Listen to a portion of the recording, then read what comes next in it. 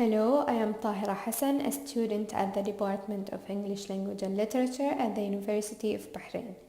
Welcome to our Advanced Grammar series. In this video, I'm going to talk about personal, generic, and possessive pronouns. But before we start, we have to know what are pronouns. Pronouns are words that take the place of noun phrases. So pronouns can take the place of any person, place, animal, or thing. English pronouns can be classified according to their function into different categories.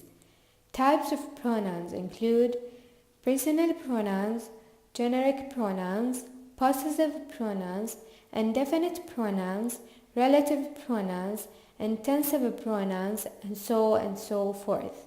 But today we are going to focus only on the first three types, which are the personal, possessive, and generic pronouns.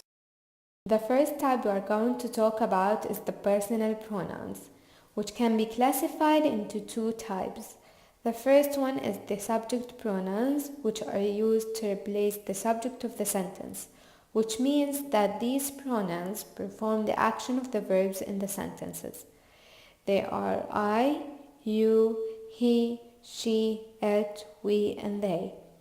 The second type is the object pronouns, which replace the object of the sentence, which means that these pronouns receive the action of the verbs in the sentences, and they are me, you, him, her, it, us, and them. Now let's see the examples. Number 1, I saw him in town today. Number 2, he doesn't like her. Number 3, they are waiting for us. In the examples, I, he, and they are the subject pronouns because they took the place of the subject and they performed the action of the verb in the sentences. While him, her, and us are the object pronouns because they took the place of the object and received the action of the verbs in the sentences. In short responses, when we want to use a personal pronoun, we use the object form. Let's go through the examples. Number 1, I regretted not studying for the exam. Me too. Number 2, who broke the window? Him, not me. Notice that we used me and him, the object form of the personal pronouns and not the subject form. We also use the object form of the pronoun after as and than in comparison. Let's read the examples. Number 1, Ali is faster than them. Number 2, my friend is as tall as me. Notice that we use them and me, which are the object pronouns. However, we can use the subject pronouns. For example, we can say, my friend is taller than I, but it sounds very formal. We usually use it for an animal. We can also use he or she when we think of an animal as having human qualities and when there is a personal relationship between the animal and the person. Let's go through the examples. Number 1, I saw a stray dog. It was large. Number 2, my horse, whom I call Steve, is my best friend. He comforts me when I ride him.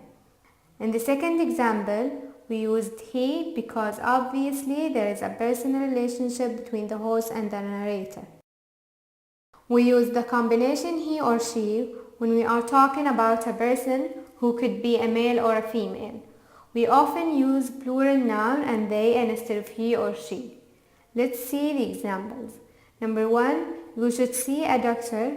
He or she will know what to do. Number 2, students should do the best they can. In example number 1, we used he or she because we don't really know whether the doctor is a male or a female. In example number 2, we used the plural noun students and the pronoun they instead of he or she. Moving on to the second type of pronouns, which is the generic pronouns. Generic pronouns include you, we, one, and they. We use you, we, and one when we are making generalization and not referring to any person in particular. We use you for people in general, including the speaker. We use we rather than I to make a statement of opinion more general and to include the reader or listener. We use one for people in general, but it is very formal and rarely used in modern English. Let's go through the examples. Number 1, you usually need a raincoat in Ireland. It rains a lot. Number 2, why we expect that to change. Number 3, one should never go to sleep with an electric heating pad turned on. Notice that you, we, and one in the examples don't refer to any person in particular, and they are used to make generalizations. In informal situations, we can use they to talk about other people in general or people in authority instead of using the passive. Let's go through the examples. Number 1, they started running yoga classes at the school.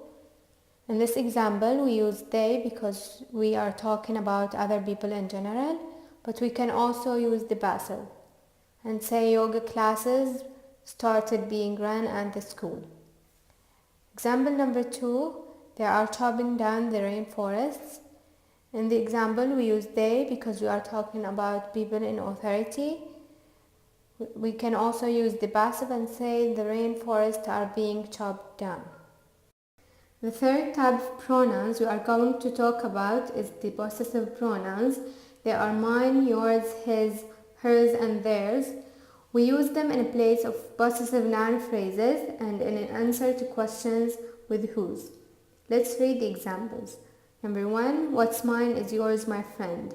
Number 2, I didn't have my textbook for English class, so Brain lent me his. Number 3, the ring is hers. Number 4, whose book is this? It is mine. In these examples, mine, yours, his, and hers are the possessive pronouns. We use possessive pronouns in all phrases after noun phrases beginning with determiners or quantifiers. We can also use this structure to talk about non-specific example. Let's see the examples. Number 1, Sarah went shopping with some friends of hers.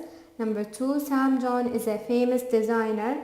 I heard that a design of his was sold for $50,000.